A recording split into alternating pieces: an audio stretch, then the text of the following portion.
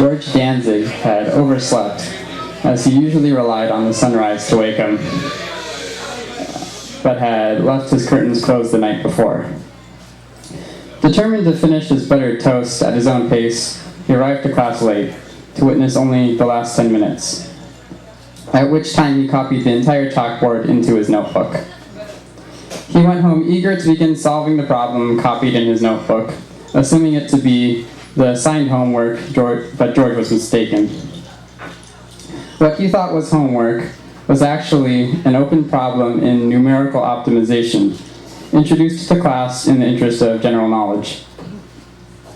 So George worked all night and into the following morning, trying to solve what he thought was the homework, and he did. The following day, George handed the professor his solution.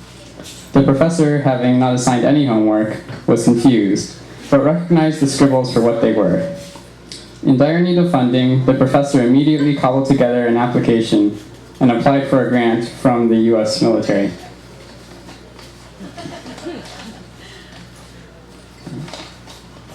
That winter, a computer was used to optimize aid packages dropped on the east side of the Berlin Wall. An arsenal of human calculators were hired by J.P. Morgan, Mattel, CBS, NBC, Lucky Strike, and Pan Am. GDP rose by 10%. At this point, George had run out of clean underwear and was debating between a used pair or going without, since the humid Bay Area weather would take multiple days to dry his laundry. Thomas Watson, the president of IBM, fed George's accidental homework into Blue2 and sold the resulting data to the Hershey Company. The following week, trade routes to the Ivory Coast were rescheduled and restructured. Data on the metabolic rates of Chinese labor was requested, and a marketable yet affordable fatty acid compound was invented: partially hydrogenated soybean oil, the primary component of margarine. George woke up on time at sunrise.